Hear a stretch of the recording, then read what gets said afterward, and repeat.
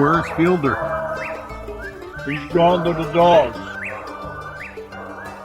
Well, welcome once again to the Gone to the Dogs podcast. The old coon hunter Steve Fielder coming at you from a remote location. I can tell you exactly where we are. We're in the state of Virginia. That's exactly where we are. So if anybody asks you, you can tell them. And if you want more specific instructions, you go up to the top of the mountain, and when you get right up at the top, there's a little pull-off there in the little road. And you turn right on that road and go through a gate.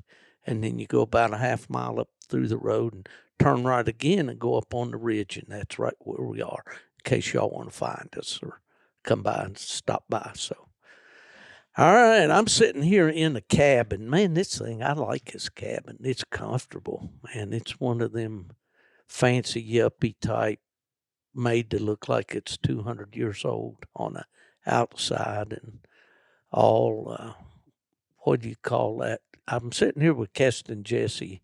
Keston is wise in the ways of the world. He knows what all this stuff is. It looks like B-board or something siding, knotty pine. And it's got a barn door that goes into the restaurant, bathroom.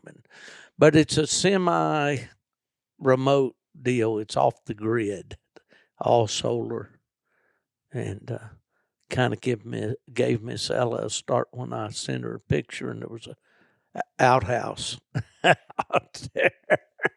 She said, "Did I see a picture of an outhouse?" So I had to take a picture of the bathroom and send it to her, because we talked about coming back here myself.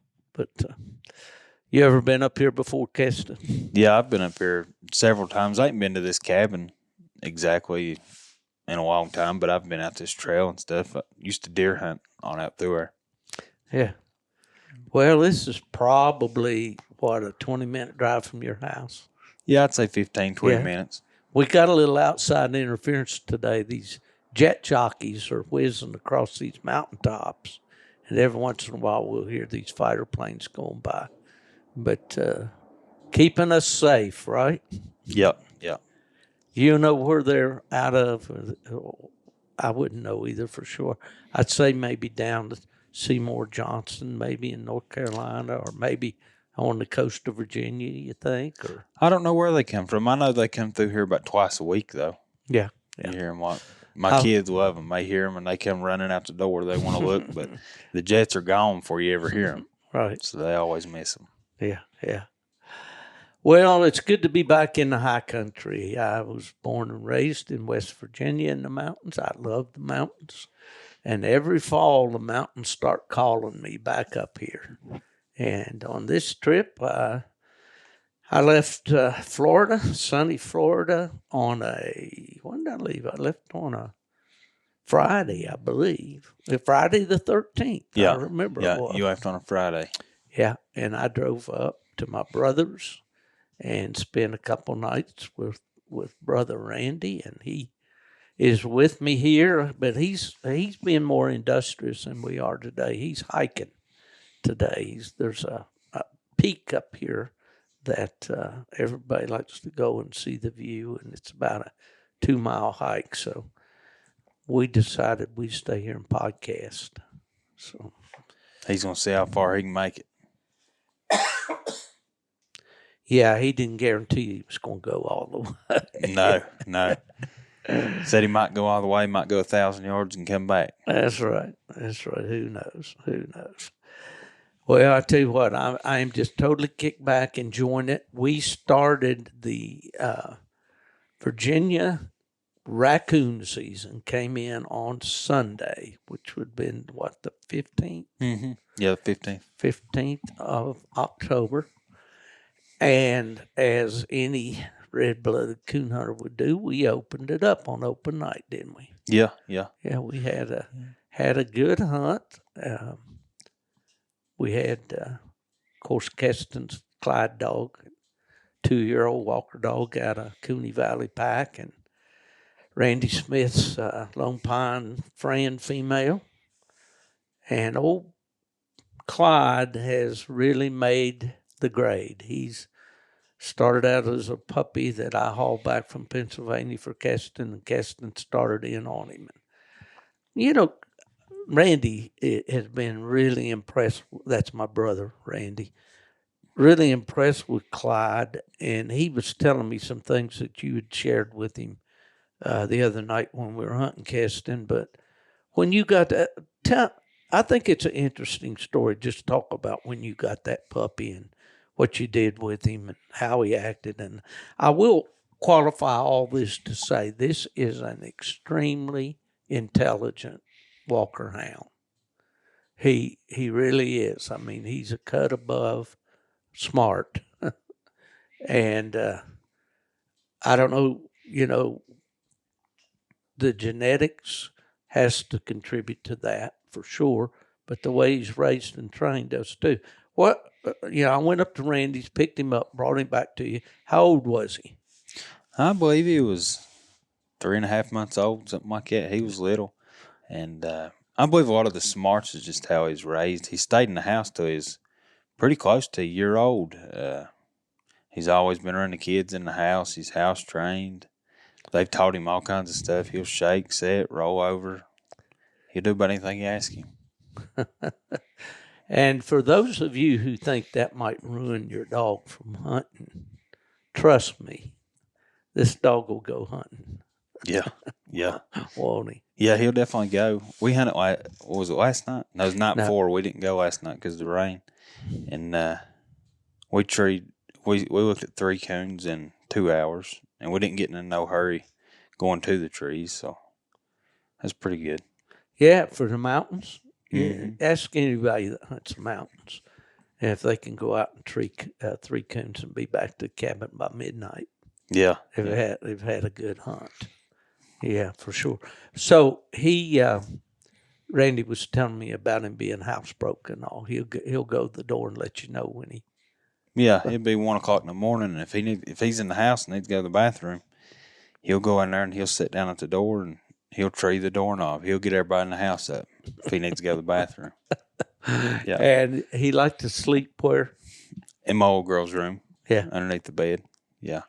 So even today, if you let him in the house, I could go down there to the dog kennel and swing the door open, and he'd make a beeline for the front door. You open the door, he's going to fly through the house and get under the bed and poke his head out. Lay there till he needs to go to the bathroom. He don't mess with nothing. Yeah. He's a good-looking rascal, too. Man, he stands up on the legs good. He's got good feet, good tricolored dog. Got a beautiful head on him. And I noticed when you cut him, you'd think a dog like him that hunts as wide as he does and all would just, cut out of there like somebody late for work. But he don't. You unsnap him, he just heads the way you unsnap him, that tail up over his back. I'd say just loping. Mm-hmm. I mean, he doesn't get real excited when you first cut him. Do you think? No, he's pretty sneaky. Once he gets out of your light, you give him just 2 or 3 minutes and look at your arm and you think, how in the world did he get there that quick? Yeah. I know the other night it seemed like in just a flash he was 500 or something. Mm-hmm. Yeah. Well, that second coon we treed, when we recut off it, he went down the creek. You asked me how far he was, and I believe he was just, 140 yards or something like that. Uh-huh. And then just a few minutes, you asked again, and he was like 0.6, and I done lost him. And we had to drive around to him, and we sat there and listened, and he got treed. From where we recut him, I guess it was about 1.5 miles from where we recut him, he got treed, and that's the one I ended up going to by myself. It was a pretty long walk. in a remarkably short period of time. Yeah, he gets I it want done quick. you, when I'm handling a dog, which I won't be, but when I'm handling a night hunt dog, I want you to be the guy that gets my dog if they're running an hour on me. Because I guarantee you're going to get in there and get back. Yeah. And the funny thing about Clyde is something that's really interesting about him is how he'll retrieve that coon. Yeah. The first coon we retrieved, it was across the creek, and you waded the creek and you shot the coon out from the side we were on. Yeah, yeah. And then across the creek. Mm-hmm. No leash, no nothing. Brought it right there to us. Mm-hmm. You know. Yeah, he'll do that. And then that one I went to by myself, I shot it out, and you seen the Garmin? It was a long way, and he carried it all the way back to the side by side. And when I told him it was dead, he jumped in the truck, and just left it. But, that's right. And that was a pretty good sized coon. mm-hmm. But he's a big boy. He's tall. He's not a big. He doesn't look like a draft horse. I mean, he's built like a racehorse, but he's up on legs. He's tall. Yeah. And he's just a really, really nice dog. Mm-hmm. And I sure enjoyed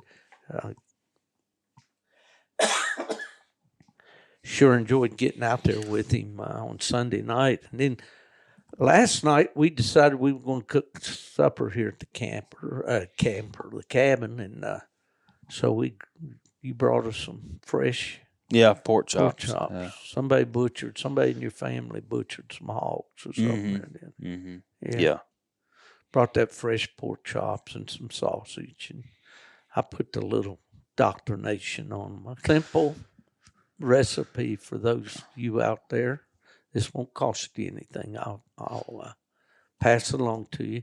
If you like grilled pork chops, done on a gas grill or charcoal, probably be better. Well, I did these on a gas grill. Mix up a rub of 1 part seasoned salt, like that Lowry's seasoned salt, and 3 parts brown sugar. That's all you got to do. Mix those 2 items together, and then just sprinkle that on your meat, on your chops. And another secret that I don't know that's a secret, but that I always like to do when I'm doing chicken or pork like that, is I use a drip pan underneath and I cook them kind of indirect heat. The flame doesn't go right to the meat. It goes to that pan, kind of absorbs that, and they're on the rack up above that pan. And therefore you don't burn them. It's pork chops is something you can overcook fairly easy if you don't watch it. Mm-hmm. But that's going to be it for the Gone to the Dogs cooking show for more tips. But they were pretty good. Old brother made some fried taters and onions and some Kentucky Wonder green beans. And he cheated on them. They came in a nice big can. But no, we had a good meal here last night. And that's always part of hunting for me, is getting to eat, That absolutely is the key. Now, I'm getting an error on this recording here, and I don't know if it's going to carry through. It might straighten itself out, so we're not going to worry about it. We're going to go right ahead. Well, let's talk a little bit about this country that we're hunting here. I know I was thinking coming up the road from Florida, most people, they think they're going to go take a coon hunting trip in the fall of the year. In October, they're going to head to Michigan. Or maybe in November, when all the seasons open, they'll head to Ohio or Illinois, Indiana, or whatever. Instead, I chose to come up here to the mountains of Virginia, which would not seem to be reasonable. No, most people wouldn't do that. Yeah. No. It's this spot's pretty rough. I don't think it's that bad, but I've been here my whole life, so it's really all I know. So. Yeah. Well, it was all I knew for many years, until I started going to the hunts and got involved with UKC and all, and start traveling around. And, if I had my preference, sure, I'd be up there around those Michigan cornfields right now. Mm-hmm. But there's more to that than just, getting in a lot of coons. There's the fellowship. Mm-hmm. There's the scenery. Mm-hmm. I posted some pictures on Facebook, and one of the fellows back from my hometown, he said, "Good to see getting back to your roots." Well, if you're born in the mountains, the mountains always call you home, and especially in the fall, when they're pretty. This is the perfect time for the leaves. Here's just beautiful. Yeah, right where we are is in bear country too. But we've been, in fact, reading a guest book here in this cabin. Someone mentioned seeing a mama bear and 2 cubs and having another bear on the porch here. We've got plenty of bear around here. In fact, what was it? Monday we were outside running around and we saw one. What's that, Tuesday? No, that was. Sunday or Monday. That was Sunday, the day you checked into the cabin. Yeah. We seen one, and then Sunday night when we went hunting, we seen another one. Yeah, you were in front of us, and I saw you hit the brakes and all, and looked out around to the right of your truck, and there went a big blackie right down through the road. Yeah, he stood there in the middle of the road, and then he stayed in the road for 70, 80 yards before he veered off right-handed and tried to get through that fence. He was bouncing off that fence trying to get through it. Yeah. Yeah, so black bears are a lot different than grizzly bears. You don't worry about black bears attacking you and all. Yeah, I'm sure you could get one in a spot where they felt threatened or you were blocking their escape route or something. You could get hurt. But I've been around bears all my life because my dad was a bear hunter, but bears were no way as plentiful when I was growing up as they are now. If you think about it, like right here, there's bear everywhere, but 9 out of 10 of them you ain't gonna see. They're gonna get long gone before you ever see them. Mm-hmm. Yeah, they've got an incredible sense of smell. Their eyesight's not that good, but they can smell and hear you, and they don't like that smell. And a lot of times you can walk right up on one and it take off, and you never know it's even there. If they want to. At other times, it seems like when the dogs are chasing them, instead of going up the easy route or through a gap, they'll go right up the steepest, roughest place they can find, right through treetops and blowovers and all that. They're an interesting animal, that's for sure. Let me ask you this. Yeah. Billy Dwyer. Our old buddy, our old I don't know if he's a Cajun or not, but he lives down there in Cajun country. He's wanting to come down here and hunt, and he's asked me several times. He worries about the bear. I believe he's a little scared of him. I'd be more scared of what he's got. Well, yeah, I'd snakes. be more, and alligators. Yeah. An alligator would scare me a lot more than a bear. Well, I can promise you that I'm a lot more at ease in the woods or to get out here and lay down under an oak tree somewhere here tonight if it wasn't wet and fall asleep and not worry one bit about a bear. But I'm not going to do that in Florida. No. I'd be a lot more scared of alligator than I would a black bear. Oh, yeah. Well, it's all in perception. Yeah. People see grizzlies in Alaska, and they will hurt you. Or Montana or whatever. They're nothing to be taken lightly, but they're a different species than the black bear. Whole different situation. Yeah. Black bears, like you said, they're mainly nocturnal. They're out there moving around like a coon, and if they get scent of you or hear you or whatever, they're going to take off. Yeah, they're pretty skittish animals. They are. Yeah, for sure. But but we're not bear hunting; we're raccoon hunting. So. Yeah. What we hunted Sunday night, and we mostly hunted what I call pasture fields along a creek. Right. Yeah. There's a lot of cattle grown here in this part of the country. Yeah. Probably more than anything else, right? Yeah. We don't have many crops. I mean, there's a cornfield here and there, but they're not nothing like what I seen at Autumn Oaks in Indiana. It ain't nothing like that. Yeah. Well, there are certain areas here. My brother took me a place over, and we've talked about it, Keston, a few times, and see the damage that the black bear had done to some cornfields. And honestly, it looked like you ran a combine through there. I mean, they just wiped it and mowed it down right to the ground. Oh, yeah. Yeah. But they're an adaptable animal, and I think mainly a lot of that is due to the conservancy, I guess you would say the word is. I'm not sure if that's correct, but the attitude and the sportsmanship and the stewardship of the bear hunters of today compared to years ago.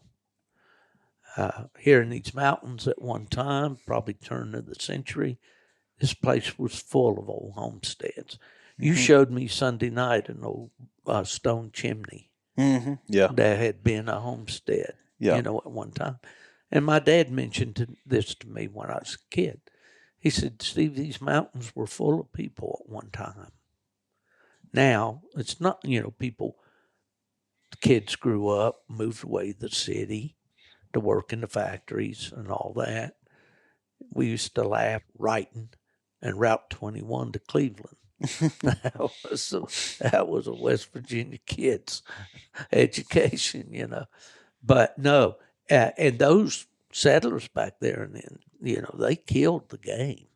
Yeah. They killed the deer and the bears and all of that, and then it was for several years they were fairly scarce. And when I was a kid, if you took a week off to go bear hunting during kill season and you treat 3 bears in that week, you had a real good week. Now you treat 3 a day. Yeah. Some of these guys train 3 and 4 a day. Yeah. Yeah. But it's nice to see the bears, and this is a big country. It's a beautiful country. I don't know how many of my listeners have traveled to the state of Virginia, but from the coast to the mountains, I think it's one of the most beautiful states in the Union. There's virtually everything, but these western mountains along here where you live in Lebanon, my brother lives in Tazewell, going on farther west, you'd go, toward Bristol, Johnson City, Kingsport, maybe southwest, I guess. But yeah, just a great, great part of the country. I don't know what, I've got a little bit of a tick in my throat. Well, we're going to try to go hunting after a while. What are we going to do? We'll probably go hunt a dairy farm and see how we do there. And then on our way back this way, we might stop at another place and see how we can do there. You've got several drops that you can make. I know the average hunter living in the mountains does not have, except just the big mountain national forest territory, which is hard to hunt because of access. You pretty much got to walk.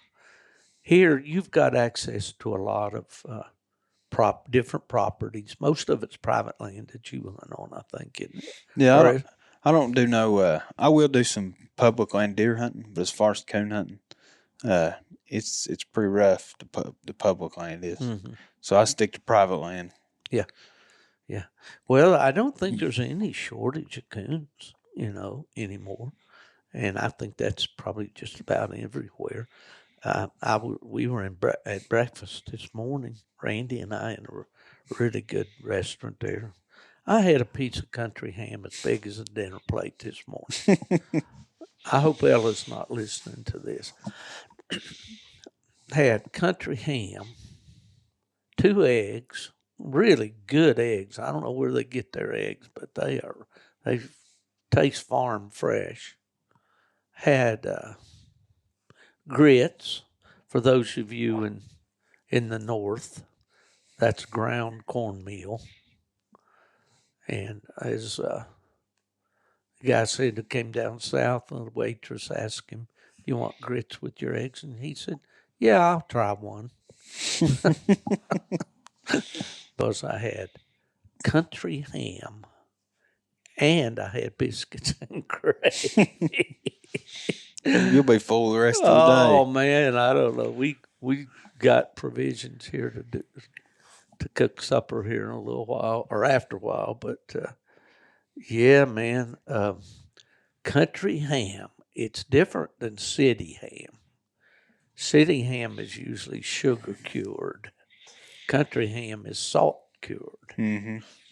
My dad used to say you put it in those hams and loins or whatever and put them in a salt box. Mm-hmm. And you don't leave them 22 days and you don't leave them 20 days. You leave them 21 days. It has to be 21 days. But Virginia, Randy and I were talking about that this morning. Virginia has a reputation of some of the best country ham ever. So it's salty for those of you who have never tried it. And they slice it thin, usually with the bone in, and it is smoked, of course. The meats have been smoked, and it is extremely good. If I ain't mistaken, there's a local guy, he sells a lot of pork and a lot of beef.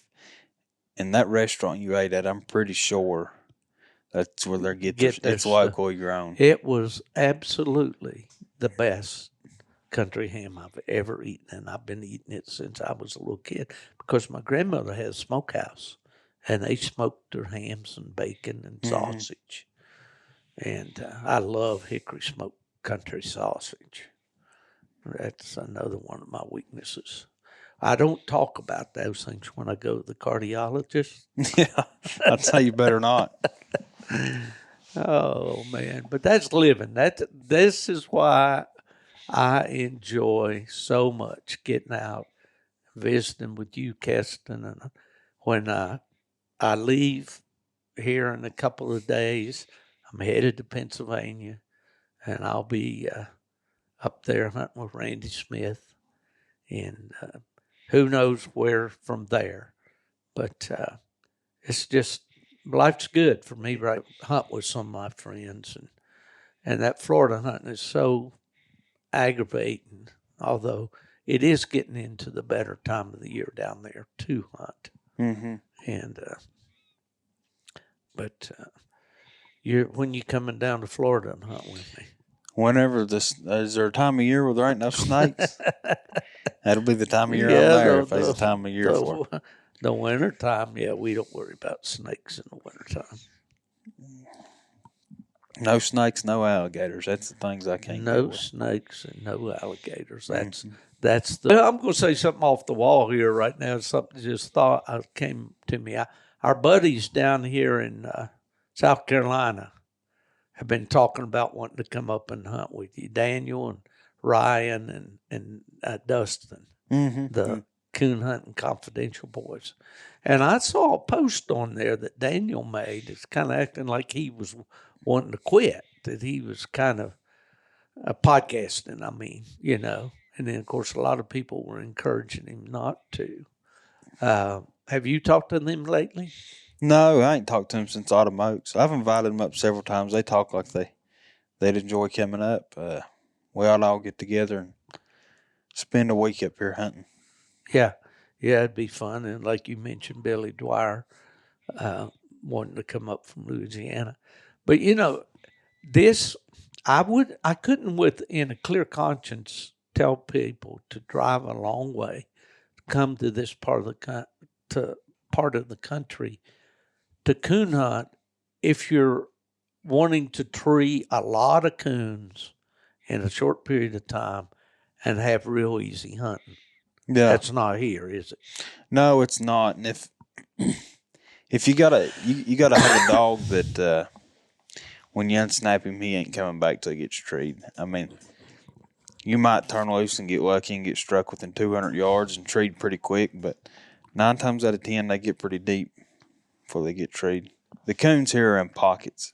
Some places they ain't very many, and some places there's quite a few. Yeah, and I think the dairy farming and the row crops and all that are necessary, well, corn, for instance, grain crops, and they chop a lot of the corn up into silage here. Yeah. And explain that a little bit.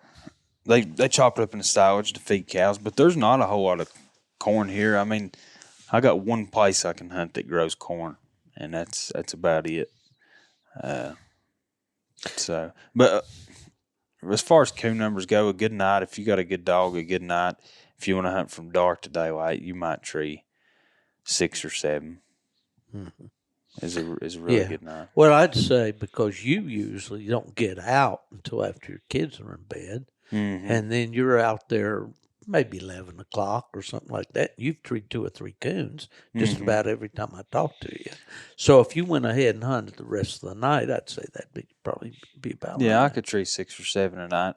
But a big factor in that is you couldn't do that and walk hunt. You got to have some wheels. Yeah. You ain't going to walk to these trees and tree 6 or 7 a night. No, you could, if you got enough spots, you could turn loose here, tree one, come back to the truck, drive down the road, turn loose here, tree another. Just drop hunt, and you could get by with it pretty easy. But you about need probably getting into a bad area here with you. I know that you haven't really gotten a fire like a lot of coon hunters for competition hunting, and that's fine. And I think, and my brother mentioned this, he said, I think Keston just loves to coon hunt too much. That kind of explains it, doesn't it? I mean, you just enjoy coon hunting. Yeah. I enjoy going by myself. I enjoy going with friends. I just like being in the woods in the dark, listening, really. And but when I'm deer, I'm always doing something. Yeah. There's always a agenda to it. Well, I think that you're observant and you're a woodsman. And for a young man, you've got an awful lot of experience. You did a lot of coyote hunting, didn't you? Yeah. I got big into the thermal night vision stuff and done a whole lot of coyote hunting. See, I used to coon hunt, and then I got a night shift job, so I went to coyote hunting because I couldn't do a dog justice because I was working 6 days a week. And so I got into coyote hunting. And then when I started working for myself, my own business, I quit the coyote hunting and got back into the dogs. I got you. Yeah. And you like that deer hunting too. Yeah. I enjoy deer hunting a lot. About the whole month of November, that's all I do is deer hunt of the day and coon hunt of the night. That's about it. Well, you have a job that allows you to hunt during the fall and winter. Yeah. Through your landscaping and lawn care, all that. You work primarily in the summertime, don't you? Yeah, and that's one of the reasons why I did that. If that tells you how much I like to hunt, I basically revolved my job around more time to hunt. Is why I chose what I chose. Mm-hmm. Yeah. It's a smart move for a young man. And if you have a spouse that, is agreeable to that, of course, you've got a little edge here. Your wife's family's here. Mm-hmm. And she's got a strong support base there. You got, I won't want to blow your head up, but you put family first. Yeah. You got it in perspective. Yeah. You got a beautiful family. Got a new baby here, a new boy, a coon hunter. Yeah. Hopefully. Well, see. your older boy is what, 4 now? Yeah, and he'd go any night you let him. Yeah. I just, I take him sometimes, but some of these places I hunt's a little too rough for a 4-year-old. Yeah. I don't like to get him around water, rivers and creeks and stuff like that. Yeah. Well, that's wise, and that'll all come in time. Yeah. And he'll probably be your hunting buddy till he discovers girls somewhere. Oh, yeah. The line, Well, that's what I was And then hopefully you've instilled it far deep enough into him that once he goes through all that, then he'll want to hunt some more. Oh, yeah. Well, that's what I was telling you the other day. Back a few months ago, my oldest little girl, she's 8. Her name's Sailor.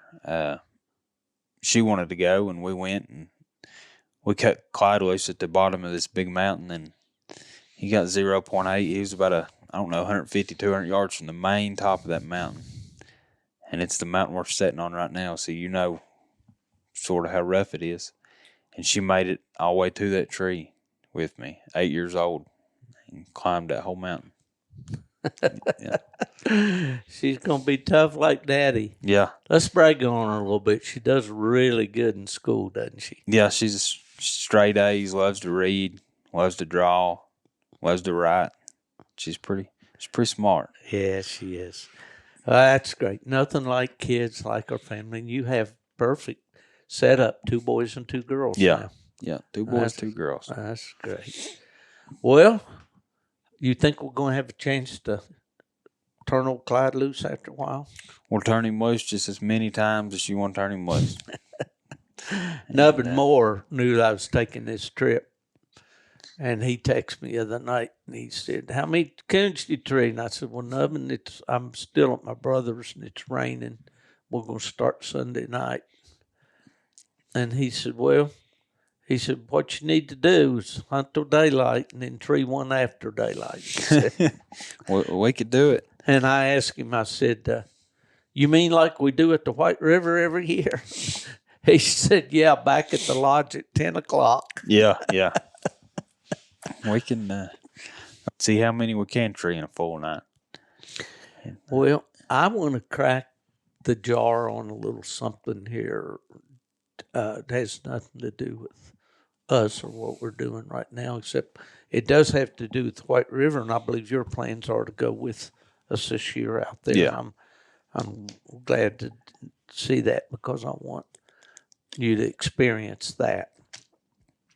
But Little Birdie told me the other day that there's some talk in the wildlife agencies out there. I'm not sure if it's mainly at the state level or at the federal level about changing the raccoon season in the White River National Wildlife Refuge, primarily in the South Unit. Now, the way that's set up out there, the refuge opens somewhere around the middle of November, around the 15th, but it's not always that date. And then the south, there's 2 units, north and south, and there's maps, and anybody that's been out there knows what I'm talking about. Timberline. It's a national wildlife refuge. Apparently, as we face all the time in coon hunting, opposition from deer hunters. Well, to add a twist to that, the National Wildlife Refuge out there is a mecca for duck hunters. A lot of people go to that area to duck hunt. They hunt those flooded woods and timbers and all, and that's what makes, Arkansas, that Mississippi flyway through there and all, such a great place for duck hunters. In fact, Stuttgart, Arkansas, not very far from where we stay, is known as the duck hunting capital of the world, or at least of the country. So apparently some duck hunters have been complaining about the coon dogs flushing the ducks. Well, it seems to me like if a duck flushes, he'd come back. Yeah, you'd think. To the water. And I don't know any of the specifics on this yet. I don't know whether this is something that's going to be available to for public opinion or when. But I do know that I have the contact information to contact the people who do know these things. And I'm going to check it all out and find out. Now, typically, the South Unit doesn't impact us because we don't hunt a lot in the South Unit. It opens December 1st and is only open for 2 weeks. But the rumblings are that they're talking about moving the South Unit season back to October. If they do that, just from my view, I'm just talking off the top of my head here, it's going to be hotter. Mm-hmm. It's going to be a lot more leaves. It's going to be a lot more mosquitoes. Mm-hmm. It's going to, it's going to put a lot of pressure on that area at that time. Where now, if you go out and you want to hunt the South Unit, the North Unit's open at the same time. So he can hunt both, except for a small area that's called Kansas Lake, and it closes on December 1st. So anyway, I'm going to try to keep on top of this. I did a lot of legislative work over the years, a lot of this kind of work. I'm not working anymore. I'm supposed to be retired, and I'm trying to be retired. But I want to check that out and see what's going on. I would not want this. Yeah. I haven't talked to any coon hunters really about this yet. And so I'm kind of spilling the beans here, I guess, a little bit. But I do have the contact information.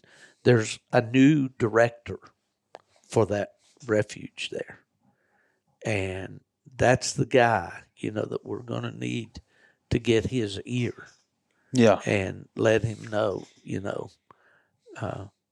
what we want. But I don't know that this has been, is on an agenda. Usually it's in the spring when they bring these new rule proposals to be for public opinion.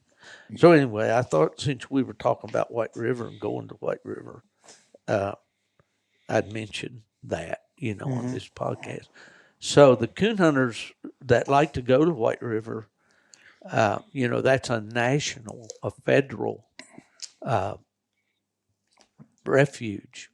I would urge you to let's get our ducks in a row and let's find out exactly what they're proposing. But if they do propose these kind of rule changes that affect you personally and you're not in favor, your federal representatives, your congressmen are the kind of people that you really need to be contacting about this because they're the ones that pull the strings of those appointed directors and so forth. So anyway, that's the political desk for this episode of. Do you have any foredrawn conclusions about hunting out there? What do you think it's going to be like? I think it'll be fun. I don't really know what to expect. I don't know what it'll look like. Don't know. It's flat down that way, isn't it? As a tabletop. That's what I thought. There's a lot of water, you said, ain't there? There's water. Now, they've had a dry year down there this year. They have had a year of no rain. And I talked to the boys over in Mississippi, and they're telling me, that it's been particularly dry over their way. Yeah. And so I don't know exactly. Dryness or dry weather is not something that we've encountered much in all the years we've been going out there. Yeah. I've been going since 2010. So I think this will be about the 14th year that I will be there, if Lord willing, in November. Was it you that told me that the trees down there, when y'all are down there, something about some of them trees don't never lose their leaves or something like that, or till way up in the year? Ain't them trees pretty leafy when y'all are down there? Yeah, there's still a lot of green when we're there. Yeah. Yeah, there is. I don't have a thermal imaging scope, and I don't know anything about how the laws of Arkansas deal with that, whether they're legal or not. That's something I ought to check to be sure of. But at any rate, there's some huge trees down there. Huge.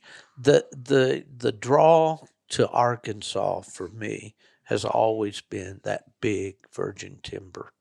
Yeah. Those enormous oak bottoms, and it's I call it a cathedral, because you really are. There's just woods everywhere you look, and it's open woods. I mean, you can get in a few thick places, but mainly it's just open woods, like a park, with the leaves and trees here and there, but you're not wading through briars and thickets and mountain laurel and all that. Yeah, yeah. You're just walking to the dog. Now, you can have some long walks, depending on the dog, and I got a feeling Clyde's going to take us on some. Yeah, I'd say so. But you do have access throughout that on these ATV trails, and you're permitted four-wheelers or side-by-sides. You can't take like a Jeep Yeah. or anything that you'd normally run out on the highway. And there's gravel roads through parts of it, and you can drive a pickup on those gravel roads and pull off the side and turn your dogs loose, just like you would be spot hunting anywhere. Mm-hmm. But you can't drive your ATV on those gravel roads. You have to restrict them to the trails. And then when your dog gets treated in there, you have to park your ATV right on the trail and walk to your dog. You can't ride it off through the woods unless there's a marked trail there, Mm-hmm. So, and the coon hunters do a pretty good job about obeying all that, Yeah. We did see one coon hunter driving his side by side right down the middle of the encounter a local coon hunter as the game warden, and he was nice to him and said, if I was wearing my suit tonight, I'd have to write you. Yeah. But anyway, he got that thing out of the way. It's a fun thing to do. Every year I wrestle with myself. Well, do I want to make that 800-mile drive out there this year? And Nubbin and I talk about it. He's been going more years than I have, but Lord willing, I guess I'll probably be there. We usually go out the week after Thanksgiving. Yeah. So, be a fun trip. Yeah. I also wanted this year to take a trip up north. You and I talked about that. Stop off, hunt a night or two with this guy and that guy, and just hunt our way all the way up to Michigan, or just drive to Michigan and hunt our way back, I think that'd be fun. Go all the way to Michigan, hunt our way back home. Yeah. Yeah. Well, we need to plan that for next year. Yeah. We've kind of let things get on top of us for this year now, but I think that'd be a blast. Now, you have not been to the Grand American, have you? I won't go this year though. Yeah, you've been to Autumn Oaks twice. Yeah. Yeah. Did you have a good time this year out there? Yeah, it's fun. It's a lot of fun going out there and looking at everything. From what I've heard, though, Grand American may have a few more vendors. I would say they probably do. Yeah, there's a lot of vendors at Grand American for sure. Mm-hmm. And coon season came in here on the 15th. How long will it last? March something. Oh, really? Mm-hmm. Goes that long? Yeah. Okay.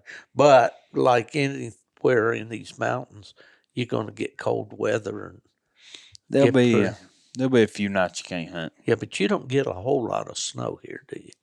No, past 2 or 3 years we ain't got nothing worth even talking about. Used to, when I was a little bit younger, it seemed like we'd always get at least one good snow a year. Mm-hmm. But the past few years, maybe the next day. Yeah. Well, I know when I hunted in Michigan, I always got time.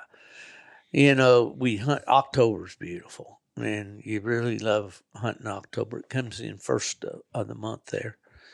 But just right after Thanksgiving, you're pretty much done. I mean, it ices and snows in, and then you'll get a few days here and there.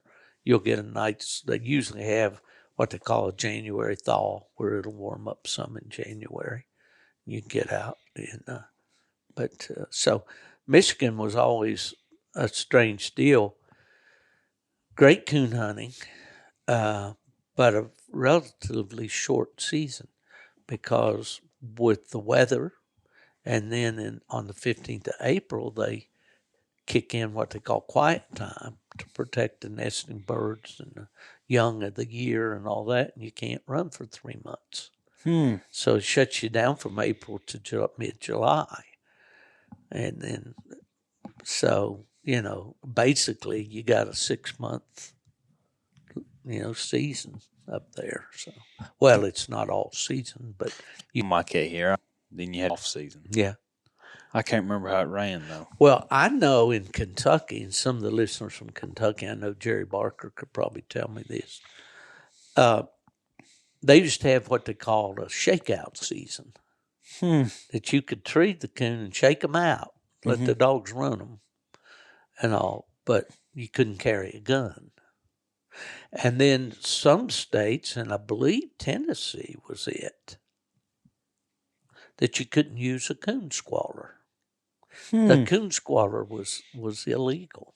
That's crazy. And we used to have to fight those kind of things when we'd have a world hunt somewhere or take into consideration all those kind of things. And I've heard here again, I probably shouldn't even comment on this because I don't know the specifics, but I've heard that because of deer hunting and all, that PKC is going to move their world hunt to a different time of year. So when these guys, when you think about these registries scheduling all these events, and I've been a little critical about, why would the UKC's World Hunt's been the same weekend for years and years since I was there. But now, like this year, the PKC World Hunt and their youth hunt and all, or the Super Stakes and their youth hunt was on the same weekend as UKC World Hunt. So, that's, to me, that's counterproductive especially for the coon hunter that's got to take vacation. And I'm not pretending that I'm running those registries or that I even know what's best for them. But back in the day, I don't think I would have scheduled my event on the same weekend as a major event, where other events, for instance, Autumn Oaks, the Labor Day Classic, got scheduled on the same weekend. Winter Classic in Georgia, Sunshine Jamboree in Thomasville, Georgia, got scheduled on the same weekend. Which I don't understand. Well, I know part of the reason is to draw that certain percentage of hunters that would come to your hunt, but rather go actually hunt for money. And so that was kind of the origin of all that. But I just think, and it's tough with only 52 weekends a year to schedule events, to come up with enough weekends, to do everything that you need to. But I see you looking at your watch there, and we've been at this almost an hour. Is it about time for you to go gather up the youngins? No, I don't got to leave here till about 3:30. Yeah. Something like that. Well, little brother must have decided to go clear to the top of the mountain. We might have to go get him, you reckon? He ain't back yet, is he? I don't know where he's went to. I sort of wondering that myself. He's been gone, about an hour and a half? He left at 1 o'clock. It's 2:27. Yeah, he'll have to come back, so. Well, we'll make him fix dinner. He won't want to go hunting tonight. He's going to wear himself out right here. Yeah, we may just have to put him in bed. Yeah. Well, it's been a good week. The weather has not cooperated with us really the way we wanted to. We didn't get the nice sunny days and cool, crisp, dry nights so far, but we still got 2 nights to hunt here. So I think we'll be all right tonight. Yeah. Tomorrow's supposed to be real clear. It was windy and raining. It was bad. Yeah, I took some videos. I don't know if I posted any, and you could see that rain, in the videos and all. I like to take. I brought my 35 millimeter video camera, and all that, digital video camera, and to do a lot of that stuff. But I haven't broke it out yet. I've just been using cell phone videos, but I always enjoy that. That's something I enjoy about going to the outdoors, is just recording the memories, and then I'll go back and play them back, If you could have the perfect coon dog to suit you in every way, what would it be? Are we even capable of knowing that? I don't know if I could even, I don't know. One that you knowed was going to tree coon every time you turned him loose, was going to get gone, get treated every time you turn him loose. I like a red-headed. Describe clean. Yeah. You just laughed at me. Yeah. And then I upped it to $750, and I didn't even get a grunt. Yeah.